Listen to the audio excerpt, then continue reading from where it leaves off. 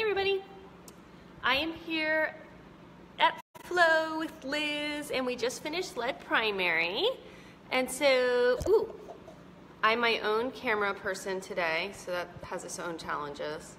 Okay, hey Julie, we missed you this morning.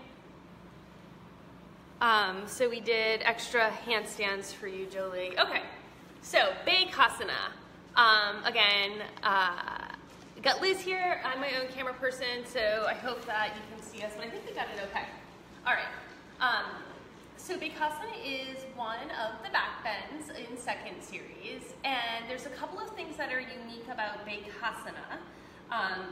Well, the first thing is that it's kind of a challenging pose to teach because unlike some of the other backbends or other postures that we've done, usually no one has ever done this one before Ashtanga. So, you know, like with a pose like Dhanurasana or Shalabhasana, those are frequently taught in other classes. But Bhekasana is pretty unique to the Ashtanga system in second series. So, I'm going to have Liz start by lying down onto her back, or onto her belly. One of the first things that's different about Bhekasana is that there's this real internal rotation of the leg. So can you bend your right leg for us, or the leg that's close to the camera? And then, so for this pose, the leg bends so that the heel comes outside of the hip. And hey, what are you saying, Jolie?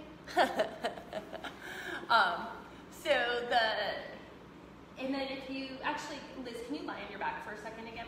So this is an internal rotation of the hip. Typically in Ashtanga, we do lots of external rotation of your hips. Can you go to a tabletop position? With your knees over your hips? No, tabletop, like you do the Pilates, there you go. So this is like a little tabletop position. So what I'm gonna have Liz do is keep her knees together, but then internally rotate her legs by taking her shin bones apart. So she is able to take her feet pretty far together. So this is a little something you could do at home. Do you see how her feet have come apart? That's demonstrating her internal rotation. So a lot of people don't have much internal rotation. And again, in Ashtanga, we primarily work on external rotation. So this is not like Taranga Mukha Ekapada in primary series, that would be internal rotation. There's Virabhadrasana in second series, that's internal with one leg, external with the other leg, but we don't really do a whole lot of internal rotation. Now, one of your internal rotator muscles is your glutes. So glutes are super important for backbends in general, but specifically for Bhekasana. So with Bhekasana, there is this factor of internal rotation of the legs, and then it requires a big opening of the chest. So can you go ahead and roll back onto your belly? So basically what you're doing with your upper body in Bhekasana is chaturanga arms. It's this spreading of the collarbone and this looping up of the armpits, but you're putting your hands on your feet, which means you have to have open quads and hip flexors to get the foot to push down, and you also have to have an open shoulder to get the hand on top of the foot. I'm going to have Liz show us just one foot at a time. So take your left forearm and put it parallel to the short edge of your mat. So by putting her left forearm down, she's propping her chest up. And then she can bend her right foot. Now, one of the things that's confusing to people when they first start learning this pose is the hand grip. So I'm gonna try to show you the hand grip a little bit better here. See how Liz is putting her palm on the top of her foot so that the fingertips go over the toes. Now what I'd like Liz to start doing, so this is a challenging pose for Liz. It's her last posture. She's working on it right now. Eventually though, you really want the hand more on the middle of the foot because this is gonna really push the foot down. Versus if you just have your fingertips on your toes, then you are just kind of stretching your toes when you really wanna push the whole thing down. And you can see she's got this really nice opening of the shoulder. So it's considerably easier when you're just doing one at a time though, because she's propping her chest up with her left arm. Okay, Liz, go ahead and change your legs. So we'll take her over to the other one quickly, and you can see how she grabs the inside edge of the foot, rotates her fingertips around. So this is a big looping open of the shoulder, and then she is still pretty much on her toes here. So really I would encourage you, and it's hard, it's much harder because now you're dealing with pushing the whole foot down versus just kind of pointing the toes. Okay. And then I'm gonna bring this back over to the camera stand, which is just box. And then, okay, so back on Liz. Okay, so now to do both at the same time, a good modification you could do is to use a bolster or a blanket or something to help prop up the chest. So this is gonna do what Liz's forearm was just doing. So put your boobs on the bolster and like your rib cage at the edge a little bit. There you go, to really prop yourself up into the back extension.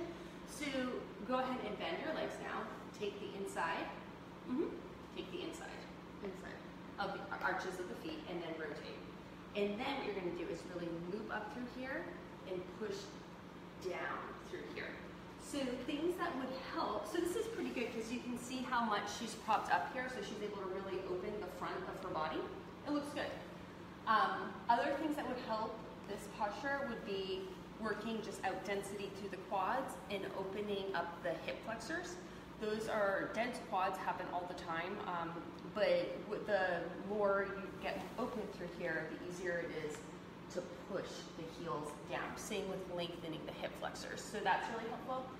Now, without the bolster though, let's see how Liz does without the bolster, because this makes it a lot more difficult. So she does pretty well.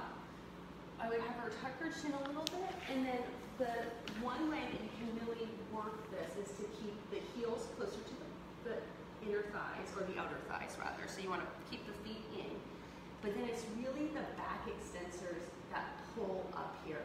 So you want to go ahead and let go of your legs, and then just check your back bend without your legs. You keep your legs. So you want to really be able to use your back muscles to lift you up like this, so that you can change to chaturanga. Just change to the chaturanga arms here. So this is kind of like the Shalabhasana B, right? So by really working Shalabhasana B so that you come into this nice back extension, open the fronts of the shoulders, and get your hands ready for essentially Bhekasana.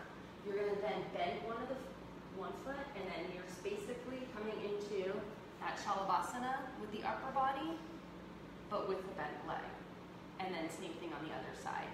So the more you develop your back extensor strength to really lift the upper body up, and the more you loosen up your ankle joint, your quads, your hip flexors, the more open those become. This is a long time.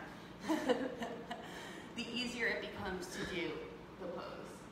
So that was pretty good. So basically my suggestion would be work on the density of the quads and the hip flexors, and then the strength of the back extensors to really lift you up, and fronts of the shoulders open. Here, I can try to demonstrate it as well really quickly. So the more you're able to lift up here, then when you bend, and then kind of use the leverage of pushing your feet down to help pull you up. Shoulder blades pull together. And then another way that you can work on just opening the front side of the body and practicing that internal rotation is in a hero pose or something like Bhekasana, to just lengthen out the density of the quads. And when I do this pose, I'm actively pushing my knees down to the mat to really kind of intensify the stretch for the front side of my body. So it doesn't, you can't really see that I'm pushing my knees down, but the more I energize the knees down, the more open the front becomes. So, anyone have any questions about Bhekasana? Liz, do you have any more questions about Bhekasana? No, but do you think I should start it? Yeah, you should do the Virasana. Okay. So the problem with the Virasana is that it can kind of take you out of the vinyasa, and it's a little bit more restorative. It can be, hey Scott, it can be kind of cooling. So it's a good thing just to kind of do it at the end of your practice, or if you're flexible enough for it, you can go ahead and do it for a second, lie down again, and just kind of like really push the knees down. And you don't do it, you don't have enough space, you can reach your arms over your head, you don't have enough room right now. So that really opens up the front side of the body. So Bhekasana is tricky just because you probably have never done it before until you get to second series. So it's lots of different parts you can work, and you can work it with the bolster, you can work one arm at a time. Really working Shalabhasana B helps for it, and then working on opening the front side of the legs helps too. So I hope that was helpful. Oh, and then one last thing to work on that internal rotation of the legs that you do in something like Bhekasana. This can be really helpful, just working on this, because this tones the glute medius, which is that movement, that muscle that helps with the internal rotation of the legs. So little tests like this, just with the legs together, and then kind of internally rotating the femur bone. So it looks like I'm externally rotating, but the femur bone's internally rotating, which pulls the shin bone up. And that works the glute, which you need for Bhekasana, but actually all your back bends you need to have a strong glute muscles, because that's what lifts your butt up. Good? Okay, you're welcome. Any other questions? All right, well, thanks for tuning in. Happy Friday, Happy New Year. Have a great day. Bye, Scott. Bye, Julie. Bye, everyone else. Heather, I don't know who else is there.